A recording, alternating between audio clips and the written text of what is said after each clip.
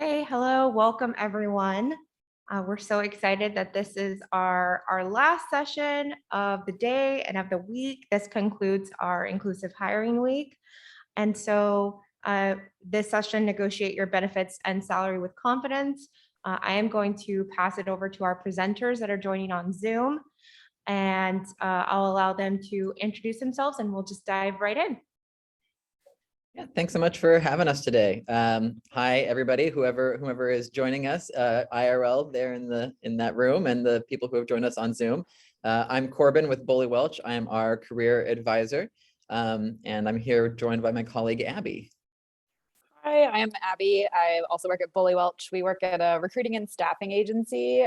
We mostly place folks in the downtown Portland area.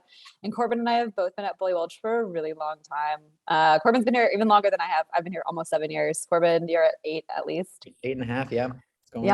Yeah. And we have talked to so many folks about money. And it tends to be one of the pain points when it comes to hiring. Like it's a place where people don't feel like, you can research interview questions, you make sure your resume is all prepared, and then you get to the point of talking about money and you're like, no one's talked to me about this. And we think there's a really big value to being more transparent and talking about money with folks, because in an employment dynamic, an employer holds all the cards. They know what they're paying all of their other employees. They know kind of what the market bears. They have access to a lot more data, and you just have access to what you have access to. So we're going to talk about how to get access to more information and how to use that information effectively and make better negotiations, set yourself up for success in any job that you land in. And we can go ahead and move to our next slide, Vanessa. So the important point to start is we know it's not comfortable to talk about money. This is kind of intentional, especially in the workplace. Employers don't often want you talking about your wages because that's not necessarily in their interest, but it is protected. National Labor Relations Board allows you to talk about wages with your coworkers. That is allowed. No one can tell you. Unless you work as a baggage handler at an airport. There's some real weird carve outs, but that's one of them. Very specific elements there. But, generally, getting comfortable talking about money it's that important first step, because if you feel too uneasy even broaching the topic, then when it comes to the point of having that conversation, the employer who already holds all the power also holds all the confidence and comfort in navigating the space. So, we really we kind of start this off with just being okay and even kind of having these conversations with people.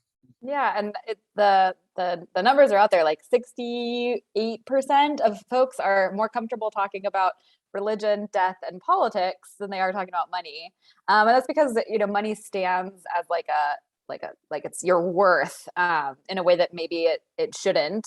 If you make a certain amount of money, then your job is better than another job. But as you can see from essential workers, during this past couple of years, some of the jobs that are paid the lowest are definitely not the most essential, or are the most essential, excuse me. And some of the jobs that, the bankers and titans of industry that are taking home, multiple six figures, could probably do without them in a lot of ways. So your money is not your worth, but a lot of folks are really uncomfortable talking about money, so much so that 34% of people don't know what their partner's take home is, which to me is shocking, because even if you have your finances really separated, you probably should know what the other person is taking home and the kind of lifestyle that you can afford. Move on to our next slide. So, when it comes to, talking about money in terms of your work, as Abby just said, the money you make in a job does not define your value as a person. It certainly doesn't define the value of your work or how your work contributes to society. It's really all just a matter of what does the market bear. And so, I think as a job seeker, especially kind of new to the workforce, it can be easy to forget that you are in a job market. It's not just you trying to find a job, against a bunch of employers who maybe would hire you. It's you against everyone else who is also looking for work. So you have this dynamic of there are companies who are hiring, there are countless people who are looking for work, and they all have their own stories, they all have their own stressors, they all have their own situations and everything. And employers are basically, what they are paying is based on what sort of it is able to pay. And so it's often disconnected from things like how good of a job you do, or how much you want, or anything like that. So again, it's the market that bears, what a position is going to pay. And so there's a lot of research that you need to be doing to understand sort of what does that mean? Like, how do I determine, okay, the market bears what something pays, but then what? So there's a lot of different factors that go into determining, where that salary range is going to land. The first thing to say is don't get caught on job titles. Know that a job title is, in most cases, kind of arbitrary. There are certain fields, like, if you're a doctor or a lawyer, where like you're not going to be called that if you don't have the right certifications. But in many fields, a job title is just kind of describing the work. It's not necessarily actually coming from any sort of authority. So it's not really like tied to anything. So there are a lot of different variables that go into, informing what kind of pay you're going to be, you can be expecting. Yeah, and I can give you an example. I was doing some research for a marketing manager recently, and the ranges that I was getting was from $53,000 a year to $127,000 a year for the exact same title. And that's because a marketing manager at a place with 4 folks, they might be managing all the marketing functions for that place, but the scope of work is super different than a marketing manager at a Fortune 500 company, or a company with thousands and thousands of employees. It's just a different job.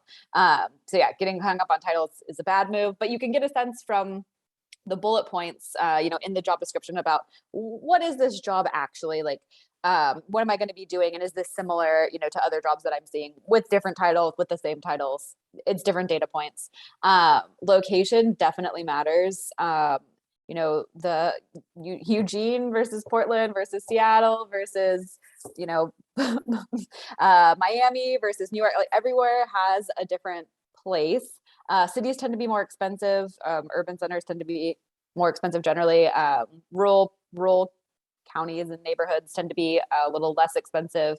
But like if you are looking for a job, in one location, the salaries might be wildly different than another. And that sometimes we get this where job seekers will be trying to move. We have people coming up from the Bay Area, and they'll be like, well, I'm currently making $120,000 doing X, Y, and Z. And you're like, well, that's not what we pay in Portland. So, but we can also, like, our houses are half the price of yours.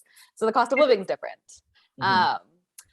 And in terms of industry, that can make a big difference. Corbin, you want to talk about nonprofits versus financial services? Yeah, so there's a lot of roles that happen in any kind of industry, like administrative assistant. This is a role that exists in many different fields, but an admin assistant in a nonprofit firm versus an admin assistant at a financial services firm could make, the person in the finance firm could literally make double for doing essentially the exact same work. Not because the work that they're doing is harder or better or more important, but because the industry is flush with cash. And so there are certain fields and industries where they move around a lot of money, where they have venture capitalist investors, tech, and then there are lots of industries like the nonprofit space and academia where that's not necessarily how it works. And so, you need to be aware of, well, maybe you see somebody in, real estate making a bunch of money with the job title that you are applying for, but you're applying for it in a field that doesn't have nearly that kind of movement of wealth. So, you need to be looking at it in terms of how does this industry in this location, how does the size of this organization, all these things will factor into what the wage is paying. And so, you presumably want to get as much money as you can. Employers ultimately want to get you for as cheap as they can get you. And you're competing with other people in this market space. So if other people know, like, okay, well, this is what an admin assistant salary is like in a nonprofit world, and you're expecting something that's $10,000 higher, you might really not be viable for the role because, somebody else is. And so again, this is not knowing necessarily your worth as a person, but your worth in terms of what the market will bear. Yeah. And you're really like the range that you're looking for is really the range of like what employer will pay and what your skills can like get you on the market. So you're not underselling. Like if your range is too low, then you still might get hired, but you're like leaving money on the table. But if your range is too high, you might never get the job because the employer is like, well, too expensive, can't do it. Corbin, you want to tell a story about the executive assistant? Well, hopeful. Yeah, so this is, speaking to done versus capable of doing. One thing that I will often hear from people is sort of like, well, I know if I just had the chance, I'm sure I could do this. And that may be the case, but employers aren't typically concerned with that. They're looking at what have you done and can you actually do the work, because we've seen you do it before. So we had somebody who came into our office once who had no real office experience whatsoever and had been working as a landscaper, and said, hey, I want to be an executive assistant. I said, okay. Maybe we can get you some temporary admin work to kind of build up that experience so that you can get to that level at some point. He said, okay, but let's talk salary. I said, okay. He said, I want to make $80,000. Okay. That's a really high-end executive assistant salary in Portland. So that showed me that not only did this person like not do their research, they really didn't understand the role, and they maybe really didn't even respect the role. Because like they're kind of coming into it with the assumption that they deserve more than the people who really have been putting the time in and putting the work in. And so being thoroughly researched and understanding like what a market bears in terms of the work that you're looking to do is good, not just for, going into things with a realistic expectation, but also for expressing that you do understand the realities of the market that you're in, that you're not expecting something to be handed to you that the people who have been at it for a long time aren't going to get. Again, I'll use the example of a nonprofit. An executive director at a nonprofit might make 50 grand. That's less than the admin assistant at the financial services firm. So if you're going in expecting to make more than the person who's in charge, it's not only not unrealistic, it looks like maybe you don't know what you're talking about, and you're not, that kind of knocks on your eligibility.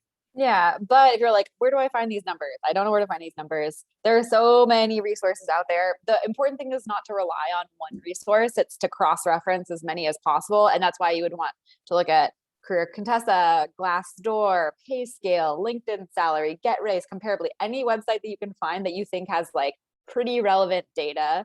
And this data did not used to be that great. Like 10 years ago, I would not have sent people to look at these websites, but because the way you can access most of this data is to input your own information, there's a lot more information available. The information is more accurate. And then you can also do things like target by location, like target by industry size, by target or industry, target by size of company, target by level of experience, that kind of thing. And so you can actually get some like pretty robust data, or get like instead of being that 53 to 127, like I could probably narrow it down and say like, oh, actually this role is probably in like the 75 to 90 range. I can get a lot narrower because I have so many data points that can show me like, oh, what are similarly situated jobs paying? Another thing you can do is to ask, friends, colleagues, probably not as much at this point, but the Career Center for sure. And you don't have to necessarily ask people what they are making, but you can always ask, hey, I'm thinking that this is a good range to target for this type of role. Like, what is your opinion? And they'll probably give you some good data based on what they know, if they know anything. But at least you're getting one additional data point that's off the internet, IRL. And recruiters are amazing. Yeah, recruiters can be a great point of research for this information, because recruiters specialize, they work in specific fields. So you'd want to be finding a recruiter who actually works on the kinds of roles that you're looking for. But recruiters, they have information that's like more exactly to the minute of what the market is bearing than anybody else, because their job is to help employers find employees. So they're seeing exactly like, what are companies paying? What are job seekers demanding? What are they actually getting when they go through negotiations? So if you're able to connect with a recruiter who has any kind of information on the space that you're in, a really great person to get some details from. And last but not least on this slide, oh my gosh, it's Friday, is just to make sure that you're basing whatever you're asking for on the market and not your needs. And we always joke and say like, if you have 3 votes, don't bring that up when you're talking to an employer. And you should know what your kind of minimums are. Like, you should not be taking a job that's below what you need to, live at a comfortable level, whatever that is for you. But selling that knowing that your worth is not based on, your needs. If you have a very expensive lifestyle, that's not an employer's problem. Like, they just don't want to hear about it. Yeah. So that's something to keep in mind. And I think we're on the next slide. Yeah. Another thing that I see people flub when they're going through negotiations is just focusing on the base salary. And this is a mistake, because a job is not a base salary. And this comes up in a bunch of different ways. Like, sometimes people take salaries that are really just too low for their needs, and they end up leaving jobs that they like because they feel like they're being underpaid. Other times people take salaries that seem very competitive, and then they find out that they are in golden handcuffs, which is what we call when you work at an organization that has a garbage culture and works people, beyond the like the 60 to 80 to 100-hour work weeks. People are miserable working there, but feel like they can't leave because they get compensated so well that they can't find a comparable job that pays them that elsewhere. Or people look at salary and don't realize that they're not actually, their take home is not as competitive as they think. This happened to my sister when she first started off in her career. She was an exempt employee, and she was making about the same money that I was at the time. And I was like, oh, that's so great for you. You started off your career. She's younger than me. And then realized that I was working maybe like 30, 35 hours a week, maybe 40. And she was working like 60 plus. And so when we did the math of like what she was taking home hourly, it was less than minimum wage. And it's like, that sucks. You need to find a different job. So she freelances now, but if you looked at our salaries, you'd be like, oh, wow, she's really successful. She's making more money than you are at this point in your career. But if you looked at our day-to-day, it'd be like, oh, wow, on like a per hour basis, you are not doing as well. And if she had an hourly job where she was getting, overtime, that might have come out differently, but something to keep in mind. Yeah, you really want to be taking into account the value of everything that comes along with the job. So that's the tangible things like your benefits. Maybe you get awesome health insurance, and that is worth $1 amount each month. Maybe you get a bunch of vacation days. Those each hold a value that like you can just see. But there also might be other things. Maybe maybe you're able to have some flexibility on like your schedule that you didn't have at another job. Maybe it's that you're working 30 to 35 hours a week and you're making the same salary, but your hourly is now double because you don't have to work as much. Maybe you're switching into a job where, there's not a lot of room for, salary negotiation, but you really like the people that you work with. And that's actually really what matters most to you. So it's just important as you're going into these situations to really, be aware of what your concerns are and what concerns are, what your concerns are will change throughout your career. As you age, right now you may be covered by parents' health insurance and not really care at all if a company offers insurance. It may just want to get as much money as you can right now, knowing full well that, you'll work somewhere that you don't love, and that's okay. And that you may, in 5 or 6 years, have a different mindset and different priorities. And at this point, you might not really even know, and that's okay too. But it's just kind of good to, as you're going into this, be thinking of, all right, what are the ups and downs on an opportunity that I'm taking? How do I feel about it? Like, okay, I know that I'm going into a workplace where I've got an 1.5 hour long commute. I'm okay starting off with that because I've never done a commute at all. Maybe I'm going to enjoy it. I'm going to listen to podcasts. Maybe I'm going to realize after 6 months, I hate this. And what I really care about in terms of looking for my next job is a shorter commute. So whatever it is that really drives your motivations, it's fine. There's no inherent hierarchy to any of these things, but it's just good to kind of be aware of what your personal priorities are. Yeah, and we use the acronym CLAMPS, which Corbin can drop in the chat. I can hear him typing.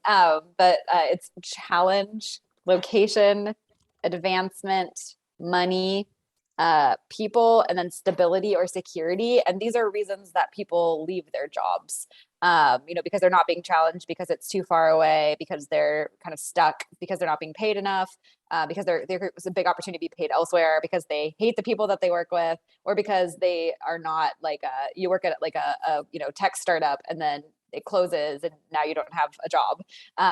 It's usually things that have gone wrong in past jobs. So if you're kind of just starting off in your career, these things are less painful. Like I can tell you from my first job, location, advancement, and people have burned me. And so those are like my number one priorities now. And I have all of those things at Bully Welch. It's awesome. So yeah, you just want to make sure that you're evaluating these things, knowing that these things change throughout your life. Like we have some coworkers that are nearing retirement, and retirement's very important to them. I have a toddler, she's turning 2 next week. Parental leave was very important to me 2 years ago. So, different things are going to matter to you at different points in your career. But it's important when you're looking at an offer to make sure that you're serving the you of now. Mm-hmm. And next slide, please.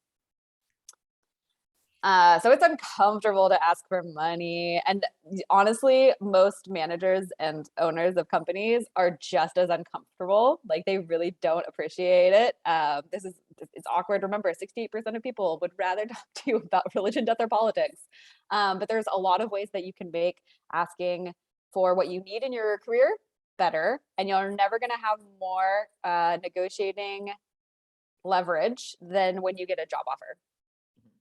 And you have to ask. It's really important. Employers, if they feel that they can just continue paying you the same amount or pay you whatever they've offered you, and you haven't said anything to the contrary, they will happily do so. They want to minimize the expense of payroll. If you ask, then they know that maybe there is some reason to be paying you otherwise. If you don't say anything, they'll never know. So you have to advocate for yourself. And we can move on to our next slide. These are just some tips. And the first one, like Corbin said, is that you do have to ask. This is especially true of women and for folks of color. And this is because we have been socialized, and I say this as someone who identifies as a woman, we've been socialized not to ask, and we have been penalized when we do. There's a lot of research that shows both, but if you do not, you will not receive. Like, nobody will negotiate for you. Like, let's say an employer has a salary range of up to $60,000 for this role that they have in mind, and you say, well, I'm really looking for 42, and they're like, so if you would ask for 50, you probably would have gotten 50. It really, like, if you don't ask, nobody is going to ask for you. So even though you might be penalized, even though the negotiations might not work as well as they might for a white man, you still have to do it. And it doesn't always work out for white men either, right? Employers hold a lot of power in this, but there are ways that you can make it better. And the first one we already talked about is that researching ahead of time, having the right number range identified is just so crucial. Yeah, again, it's that matter of being prepared with confidence that you know what you're talking about, and you've done your research. You need that research to be done in advance, because what you need to be doing is justifying to an employer why you deserve the thing that you're asking for. Anytime that you're discussing money with an employer, we've mentioned this already, it's not about what you want, it's about what you need. It really needs to be about what's in it for the employer. So knowing that they probably want to get you for as cheap as possible, but what are you bringing to the table that is really more beneficial to them? Like Abby mentioned, when you're at that stage of first being offered a job, it's when you have the most leverage, because the whole process of interviewing can be a big pain. And if they have already chosen that they'd like to hire you, they'd probably rather it not fall apart. They would like you to come in and feel good about the opportunity and to be starting the job. So there is some flexibility there to, you have a little bit more control than you might have once you've walked in the door and you've already agreed to be doing the job for the wage that they've put forward. But as you're talking about it, you need to be always framing it in terms of, how does this extra money or extra vacation time or whatever it may be that you're negotiating for, how is that beneficial to the employer? How is it that you are going to do a better job that will benefit their bottom line? It's not compelling to them that you want it. It's not necessarily even compelling to them that, like, well, that's just what I think I should get paid because that's what the market is. Well, they think it's something else. So you have to really be backing up, like, why is this, how is this going to translate so that I can be, showing you that I'm doing the work that you're expecting at the money that I am expecting, and we're all, getting the best out of it. Yeah, one of the ways to do this is the range is already presented to you. And this is a heartening trend that we're seeing right now, is that a lot of employers are starting to post salary ranges in job ads. And this is something Bully has done for almost all of our job ads for years now. And it really does make life easier, because everyone knows what they're getting into, before you get too far down the line. But, if the job ad does not include a salary range and you get into it, one of the things you can do that's helpful is to, like, not go first. So if they're like, well, what are you looking for? Or you're filling out the application, it's like, what is your desired range? And you're like, 0 or not applicable. And then they have to have a conversation with you, or you can say something like, oh, well, you know what, I'm like, what are you looking to pay for this range? Because then they'll show their hand first, and maybe you'll realize, like, oh, I was thinking it was 40 to 50, but you're saying it's 50 to 60. Let's go for 55. Like, it's a 5K raise already. So you're having them show their hand is important, but it's not, if you can't get them to do it and they're like throwing it back at you, it's just a starting tactic. Mm-hmm. And when you're giving a number back about what it is that you're looking for, you don't ever want to you want to avoid just giving one single number, because then it's like a yes or no question. It's like, well, no, all right, well then what? That you're not getting that. So you give a range, with a range knowing that, like, you're going to be okay taking the bottom of that range. You'd be perfectly happy with, the 40K of the 40 to 46 that you said that you're looking for. Because that gives some wiggle room within that, where they say, all right, well, I can see what this person is hoping to get. maybe they'll still accept it at 40, but maybe like they're running a little bit more, so maybe we can throw in something else to sweeten the deal, even though we can't budge on the salary. So you get them a little bit of wiggle room. We say 10% more on here. 10% is kind of arbitrary. It's arbitrary, which is like more than you Bump it think, up. but like a little bit more. Like you're not asking for 50% more, you're asking for like a little bit more. Yeah, so if you would love 40K, if you'd be happy with 40K, ask for 42 as the starting point in your range, so that you're a little bit beyond what you'd hope for. That's still within a very realistic scope of sort of where your starting point is. Yeah, and when you are presenting the range, you're anchoring it. So that's why not going first is helpful. But if you are going first, like making sure that you're anchoring the range on something that you would be comfortable with for the entire range, and knowing that like, yeah, likely you're going to meet in the middle. And the other thing that we'd like to do with the anchoring is to make the ranges like very specific. So for example, we'll say like 42 to 47 instead of 40 to 45, not because we think that that's the actual range, but because it makes it look like you're more researched and that you're, proposing a number that you must have gotten this number from somewhere. Like maybe you got offered that at the last, other place that you're interviewing at. Like we should take this seriously. The Oregon Equal Pay Act listed here. This is relatively recent, I guess a couple years at this point. It's still 2019 or 2017. Yeah, it's still rolling out some pieces of it, but rolled.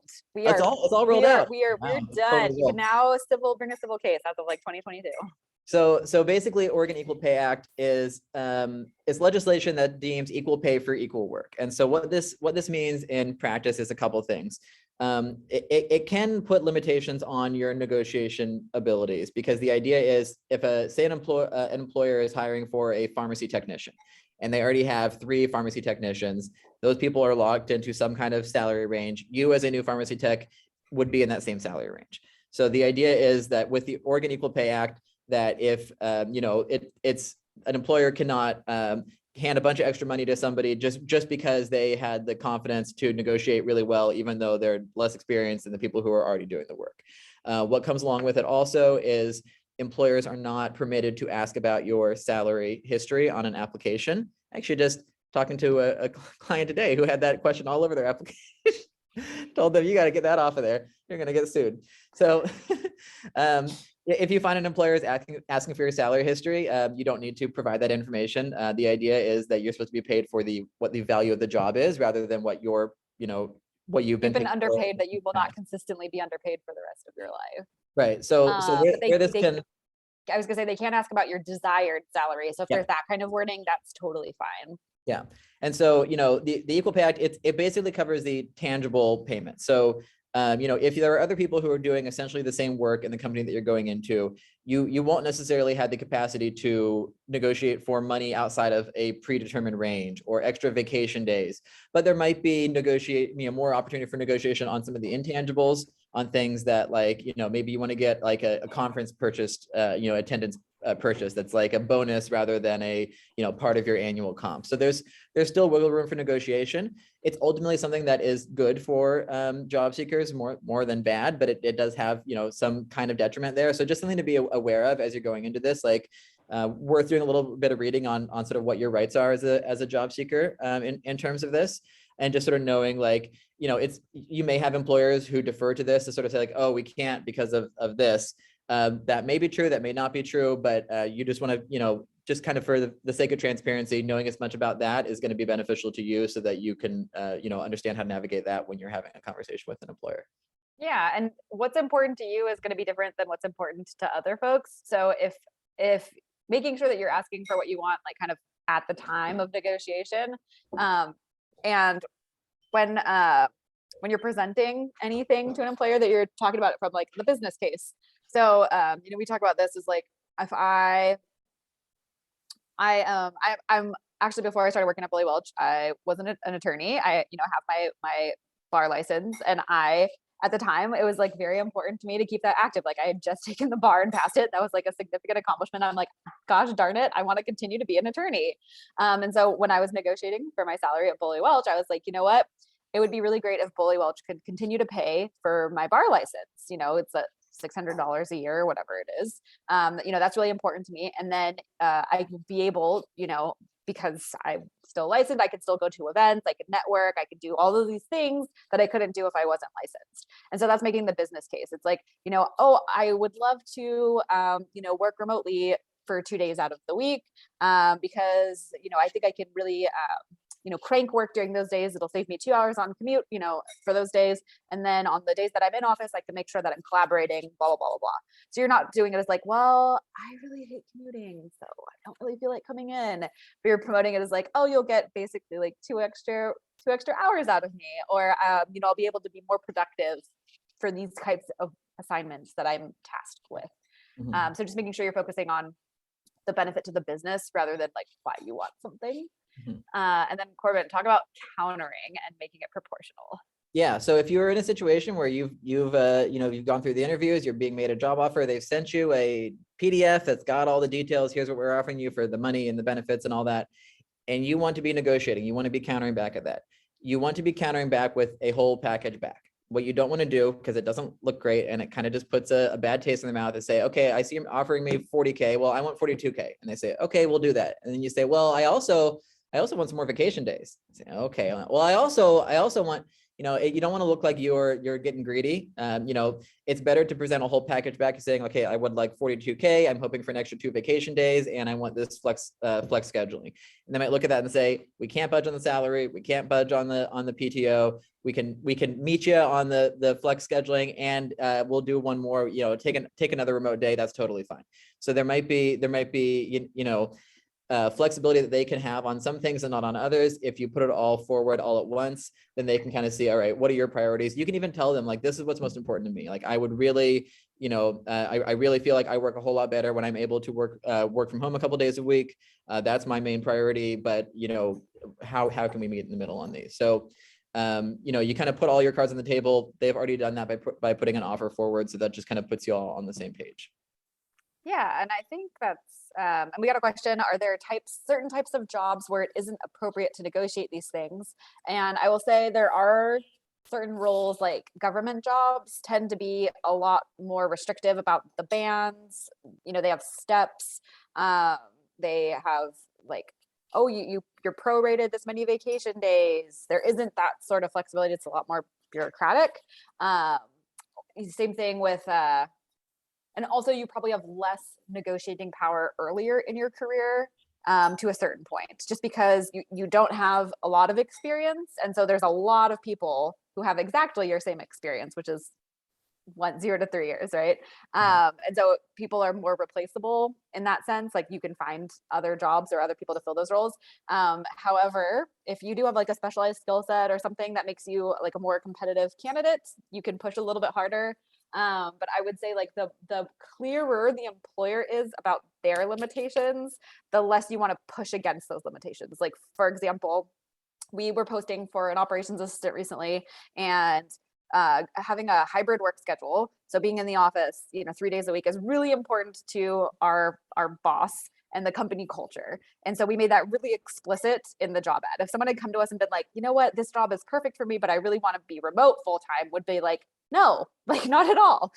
We made this really explicit in the job ad. And so those kind of things, like it would probably not be appropriate to negotiate, because it would show that you weren't really respecting like whatever it is the employer was valuing. Does that make sense? If they're laying down boundaries, be mindful of what those are, because if they've bothered to state like a boundary or a restriction, then they're probably really serious about it. Yeah. We can move on to our next slide. Okay, so once you're in a role, you still need to negotiate, you still need to ask for things. But you're not necessarily gonna know like right off the bat how to do that most effectively. And so one of the first things you want to do in a job is not like the first day, like maybe during orientation if it's part of like the topic, but not on the first day. But you should know kind of like within the first year when and how raises are decided. And at some companies, it's very obvious. It's in the handbook. It's once a year. It's in December. And at some companies, you're like, how is this decision getting made? So it's important to figure it out, because not having a policy means that is the policy, right? So once you figured out like how and when raises are decided, then you can kind of figure out your next steps.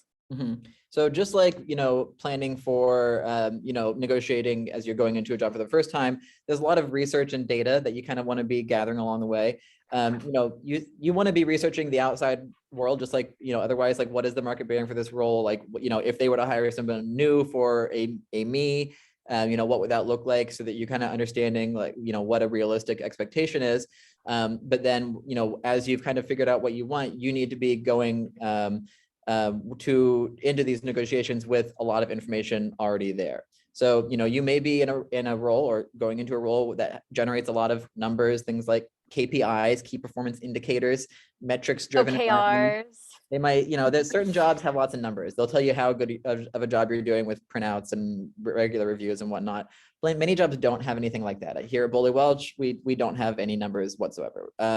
But like Abby and I keep track of our own stuff that we do. So I would definitely really recommend, when you start a job, be tracking, especially like your accomplishments and achievements, and as quantitative a way as you can. If that's just, the context of how much of a project you've done or how frequently you've done a thing, so that when you get to the point of wanting to, start having the conversation about getting a raise, you have something to fall back on. You can say, like, hey, here is a lot of data that shows what a great job I'm doing. I know you hired me on to do this job, and that's the salary that I'm, paid, I'm paid to do this thing, but I've gone above and beyond. And it's the above and beyond that you need to be justifying, because an employer's perspective is going to be, if you're getting paid to do the job that you're doing. And so if you are doing that job, even if you're doing it perfectly well, that's not incentive to pay you more, because they're already paying you for the work that you're doing. So you want to really be framing it as like, you're doing, you're growing, you're adding on extra things, you're taking on new responsibilities, you are doing your work in a particularly great way that maybe makes other people's lives easier, that maybe makes your boss have to work less, things like that, that you're how are you going above and beyond the base expectations, and then, like, justifying that you deserve more compensation for that. Yeah, and you should know that, like, a lot of times these conversations don't happen like mid-year. Like, there's a scheduled time in the year when companies have these conversations.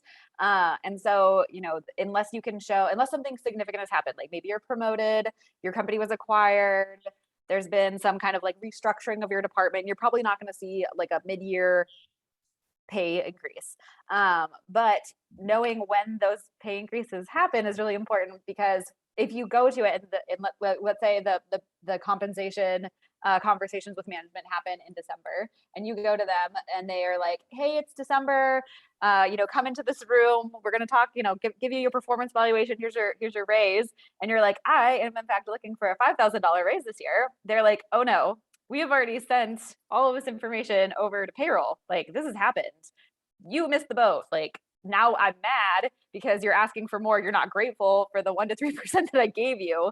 Like, this is not a good, like, taste in my mouth. What you really should do is in October or November, schedule a time with your manager to chat and say, like, hey, I know the compensation cycle is coming up, and I just want to be, kind of clear about what I'm hoping for this year. I love the company. These are the amazing things that I've been able to do this year, above and beyond my job description. I just want you to know kind of where my expectations are as you go into those conversations. That's a lot easier for someone to swallow, because it seems like, oh, this person's like being proactive. They're having, they're bringing the business case. They're not like being ungrateful for the cost of living increase I gave them. And like, it's never going to be a comfortable conversation. Like, managers do not like having these conversations. They are very uncomfortable with them. I do not like having these conversations, and I love talking about money, but it's important to have them, because if you don't, they're not going to assume anything, and you're going to be disappointed ultimately. Yeah. And knowing that these are uncomfortable conversations, practice them. Sit down with a friend or a roommate or a career center person and kind of role play. Just, practice saying it so that you're not fumbling over your words because you're getting really sweaty or something, because like, God, I never actually said this out loud before, and I can't believe I'm asking my boss for more money. So, just kind of, say it, practice through it. The more you say it, the more you'll kind of be like, all right, I believe what I'm saying. It seems legitimate. I'm going to keep saying it. But, know that it's not always going to work out. It may be that an employer is not going to give you a raise, like that they don't want to, that they don't have the budget flexibility, they don't have the money in the bank to make it happen. Million reasons that it doesn't work out. So, if you know that you are needing to be making more money, it may be that you're looking to make a move to the outside. So, in your job, it's always good to be, not always good to be job searching, but it's always good to be networking. It's always good to be connected to, other people that are in your field. You can learn from that, things that can contribute to the job if you do stay at your job. But know that often moving roles is the best way to increase your salary, because often, places will, you'll get a bump up when you make a transition, or you'll move into a new space where there is more opportunity for growth and that type of thing. Just being realistic about what your needs are and whether or not your current employer is going to meet them is important along the way. I can say myself, before I moved to Portland, I worked for a real estate company where I had no idea what was going on, and I had no preparation for working in the real world, and I didn't do any of these things. And when I went in and told them that I was going to be leaving and moving back to Portland, they immediately were like, "Oh, we could give you more money if that was the issue." And I had never asked, because I just assumed that maybe they would just give it to me for some reason, but they didn't. So, just know that, you've got to be pretty open. You got to have the conversations. You got to be aware of what's out there, and, aware of when it's not going to work out and when it's best to make a move. And a lot of companies have their own kind of like lore and history around this as well, or like unspoken things. So if you have a good, rapport with your coworkers, you want to be like, what was your raise, or what are you making? Because that makes people uncomfortable. But you can kind of ask, like, hey, historically, have you experienced like generally cost of living raises, or you have to ask for raises, or are they, kind of given on a regular basis? So you can kind of get a sense of like how money works at your company. And that might help too, because if you're like, well, I don't know when I should ask, and then you talk to a couple people and they're like, oh no, I've always been, every 1 year I get the cost of living increase, and then they'll give me a big bonus. Or if it's a good, financial year, everyone gets this. It kind of helps like figure out like the politics of the place, because every place has its own kind of money culture. Mm-hmm. I think. Go to the next slide. Yeah, the next slide. Okay, so we are not financial experts, either of us, but we have gotten much better at money, partly from doing a lot of these things. One of the best things that Corbin and I have done is just learn more about where our money goes and why we want it to go the places that we want it. It's kind of like an apartment, right? Like you have an apartment, and if you have a 1-bedroom apartment, all of your stuff fits in a 1-bedroom apartment. But you have a 2-bedroom apartment, and suddenly you need more stuff. Your money kind of does the same thing. Like if you don't put a limit on it, it just kind of goes. You don't really know where you're spending it. Probably on egg sandwiches and expensive coffee and donuts. Corbin. Spend money on what you want to spend money on. That's fine. With dead stock denim and camcorder. I'm just making fun of me. Anyway, I am. YNAB, Abby uses the book. I use the app. This is You Need a Budget. For me, this has been the thing that's been the most helpful. I use like Credit Karma and NerdWallet or whatever, these like free services that track your banking stuff, and it just for some reason never clicked with me. YNAB, their system, I really like it. It's just for me, being able to be aware of my spending has really helped me save pretty passively, just because I'll look at this and be like, oh man, I'm spending too much money on stuff I don't really care about. I'm gonna not go out to eat today. I'm gonna I'll eat the mac and cheese at home. So I think just being aware of where your money is coming and going, how quickly it's going away from you, makes it a lot easier to hold on to it, and to kind of look, at scale and like, what are my priorities? Am I happy with the fact that I'm spending, so much of my money on candles every day, or is it that I want to be putting the money into something else? So you can't really navigate this if you don't know where the money's going in the first place. Yeah, another resource that we think is really helpful is Oh My Dollar. It's a podcast, a YouTube channel, a book, many other things. Lillian Kerbick is local to the Portland area, and she puts together so many great resources, and her resources are really aimed at people that don't have like traditional incomes, people that have a lot of like freelancing or gig work kind of thing. Yeah. Tip economy kind of stuff. Yeah. So, and like living underneath your means and like how to do that successfully. There's a bunch of other things you can learn about. Like I use LearnVest. They were acquired by, I want to say like Northwestern Mutual, but they do things like, what is the difference between index fund and a mutual fund? Heck, I know that now. I did not know that 5 years ago. Nobody taught me that in school. My parents never taught me that. No one ever talked to me about that, but I do now. And the answer is invest in index funds. Just do it. And know a lot of this like finance stuff is like it's intentionally confusing because they want it to be exclusive. So don't feel that you need to be like a finance person to understand this stuff. Know that like finance people Yes. made it up to be intentionally confusing. So it's worth trying to learn it, navigate it, learn their language, learn how to, put your money in accounts that are going to be beneficial to you, so that you can be conscious of how your money is being handled, that you can grow it and take care of it. Yeah. Also just gauging where you are, like we already talked about, like part of the reason that we like YNAB so much is because it forces you to track where your money's going. You can identify like, oh my gosh, I didn't know that I was still paying for X, Y, and Z service, or that this is costing me so much money. I casually grab a coffee on the way, but I could get free coffee at my office, and like that's costing me $500 a month. Whoops. Deprogramming from consumer culture, like knowing that you don't always need, like I don't have a car. Corbin walks everywhere, sold his car. There's a lot of ways that you can like live in a way that other people might be like, oh, that's different. But for us, it really works. We do different things. Just talking about it, setting goals. Corbin, we had like a professional goal and personal goals, or Corbin was like, I want to save $5,000 like a couple years ago. And he did it. That was so awesome. I was so proud. Yeah, it helped to talk about it and have other people holding me accountable, because then I felt guilty when I wasn't doing it. So yeah, I was totally like, Corbin, how's that plan going? How's it going? Well, yeah, I'll get on it. And be kind of, to the extent that you can, plan for the future. If you know that like you really, really want to be buying a house, that's really important to you, be, putting money aside, set up an automatic savings thing, put $100 a month into another account, put $200 a month into another account. You can always take it back out if it was a mistake. But if there are priorities that you want to be saving up for, be building up goals so that you can get to those things if it's what's important to you. If what's important to you right now is spending your money and having as much fun as possible, don't feel bad about that. Do your thing. Just be conscious of what you're doing it and be intentional, so that you don't look back and realize like, I don't have a clue what I was just doing and I don't have a clue where any of my money went.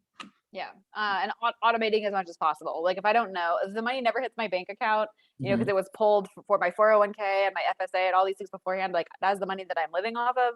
And I never even knew that I was saving so much. Right. It's not painful, because then I don't have to look and be like, ooh, do I want to spend this $5? Yes, I always want to spend the $5, like literally always.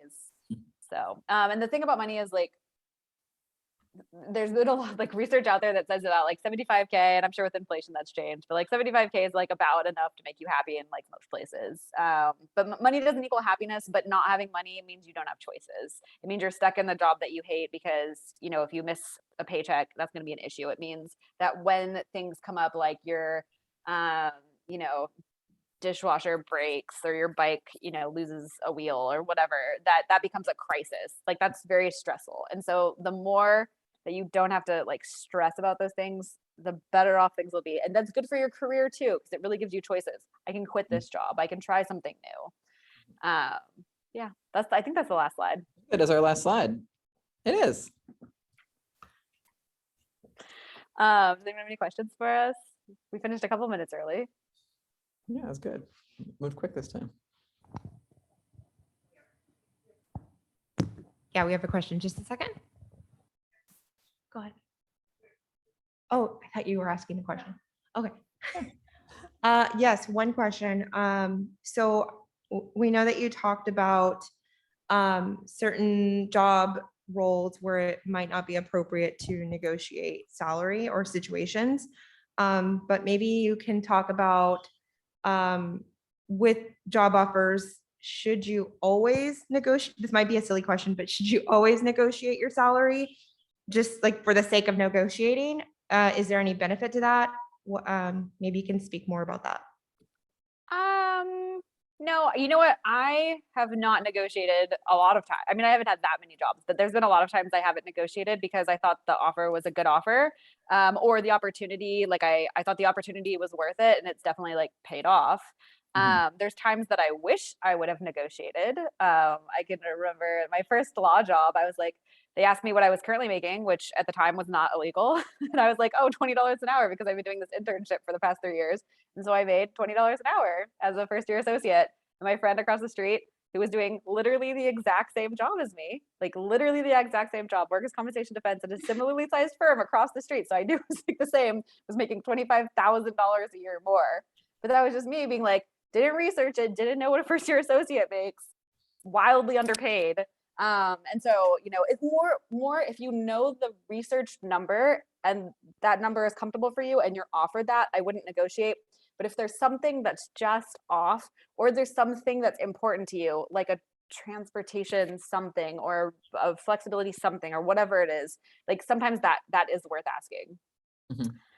But yeah, I would say, if the job range is posted and it's like, $17 to $19 an hour, coming in swinging and being like, well, I want 25, you're going to lose the job. But, if you're like, hey, if I show this in, 6 months, could we talk about getting to 20 or 21? Like that's different, I guess. Yeah. And that is one thing you can kind of build in, like maybe there's not really any space to negotiate and right off the bat, and they don't know you and they don't know how good of a job you're going to do, but you're very confident you're going to do a great job and you're going to deserve more money. Maybe you can say like, I would love to have a performance review at 6 months so we can look and consider, an increase or something like that, where you're kind of setting that like, here, I'm going to show you, I'm going to, start off running here and show you what a great job I'm doing. But, kind of like Abby mentioned, as an entry-level person, you have less flexibility with negotiating because you are less in demand because there are more of you out there. As you become more specialized over time, you will have more opportunity to do this, but it's always useful to be researched and to be like understanding, like, am I going into this role in a, realistic, because maybe you can't negotiate, but maybe you see like they're really underpaying and they're not negotiating. I'm just going to look for something else. This job is not, they don't treat their employees well. So I don't want to work there. Yeah. Perfect. Thank you. We have another question. Yeah. Hello, testing. Yeah. Can you guys hear me? Yeah. Cool. So when you're counter offering, what are some reasons that I should add to the counter offer? You mean if they come in and they say, hey, we're making you this offer and it's $40,000 a year, and you're like, I really think it should be 45, and then these are the reasons? Is that what you're? Yeah, they're like, well, why? Why do you want the raise? Yeah. Usually I'll focus on like what you're offering in addition to the job description. So if the job description is like, let's say it's like a IT help desk I should not be using this example. Don't know anything about IT help desk. I know. Okay, if it's like an admin assistant and they're asking for like 1 to 3 years of experience, and there's something in the job description and it's like, intermediate Excel skills, and you're like, well, in fact, I have advanced Excel skills and I would be able to take on more of this Excel. I could help out with other reports and I could add this to the job. Or oh, you're looking for somebody who has a Series 7 license. This is a finance thing that I also should not be. I should not, but Series 7 license. I'm like, I have a Series 7 and a Series 66 and I'm working on my CPA. Like whatever it is that like, if it's a skill that benefits them, I guess would be the thing. If you're like an admin assistant, I'm also a photographer, and they're like, not helpful. Unless they happen to maybe also need a photographer on staff, and they're like, oh, great, we can get a little bit more extra out of you. Or say they're, again, using the admin assistant example, they're hiring for an admin assistant and they don't care what kind of background that you come from, but you happen to come from the same industry as them. And you say like, yes, I had the admin experience, and also I come at it with 3 years working in real estate, and you are a real estate developer, so I understand your industry particularly well. So anything that puts you above and beyond the like requirements of a job description. If you just meet the requirements, it's harder. If you meet the requirements and you also meet all the like nice to have, great extra kind of things that they look for, that's where you have more wiggle room with arguing that like, look, I am more than what you need. And if there isn't a range posted with the job, you can always assume it's associated with the years of experience. That's usually what it is. So, if there's a job description and it says, 2 to 4 years of experience for an admin assistant, 40 or 45 to 50K. And you're like, oh, well, I have 2 years of experience. You're not going to get the 50K. You're probably going to get offered the 45, unless you can say like, I only have 2 years of experience in this, but look, I have 10 years of experience, customer service in this other thing. And I also know this, and I also know that, whatever you can say. And it's just a way, and not like you want to make like, I'm so grateful for the offer. I'm so excited to work here. I just want to make sure that, I'm really, really excited about this offer. And these are the things that I think I can offer you, employer. But yeah. Cool. Thank you. Yeah. One of my jobs, I got asked that question. I was like, hey, can I get a raise? And he was like, well, why? Why do you want a raise? You're like, Kind of threw me off a little bit. Cost of living. I don't know. Thank you. Totally. Yeah, no, We all love raises. we all want more money. All. I'll take any raise anybody wants to give. We had another question. Yeah. Hello. On the one of the slides, like for the tangible, intangible, there's like some math stuff by the time off part. Can you explain that? Oh yeah, for sure. Okay, so if you're not being paid like an hourly rate, if you're being paid an hourly rate, you can straight calculate it, which would be like, I get 7 days off and 8 times 7 or whatever. This is for exempt. I think it's 2 slides back, 3 slides back. That one. 260 days is the like number of work days in a year. There's a lot of weekends and holidays. So this would be like you take your salary divided by those days, and that'll tell you kind of like what your average pay is per day. And then you can times that by the number of days off. So if you get 15 days off, you're going to know like, oh, that value to me is $2,500 or whatever it is. And you can make it, yeah, it's just a shorthand because a lot of people like don't take their time off, which blows my mind. I'm like, that's like part of your salary right there. Like you were just leaving on the table. Like, I don't know why you are giving money back to an employer. Take PTO. Always take your Always time. take your PTO. I was, this is a tangent, but I was in Berlin a few years ago, and I happened to run into a friend of mine from New York who had told me that it was the first vacation he had taken in 3 years, and he works in tech in New York. And I was like, I'm sure you have vacation days. I cannot believe you. Probably has unlimited vacation days. Yeah, it's like, why don't you take them? Don't ever, if you feel like there's a culture of not taking vacation days, take your damn vacation days. Yeah. But yes, that's where that number comes from. It's just a shorthand so you can figure out like what that is actually worth to you in terms of like monetary costs, because time off is crucial and valuable and for many reasons, but it is not a free thing. Mhm. And for those that are joining in person, Corbin threw in the chat, another useful number to keep in mind is 2080. This is the number of working hours in a year. So if you're being paid an hourly wage, multiply it by 2080 to get your annualized salary. Thank you, Corbin. Yeah, like when you're doing the research online, you'll likely to see annualized numbers, but you might get a job offer that's $20 an hour, and that's 40K and change. So Yeah, 2080 times 20 is 41,600. Yep. Any other questions?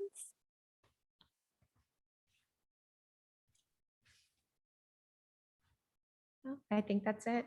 Awesome. Well, thank you for asking so many questions. Sometimes we come before an audience and it really is that like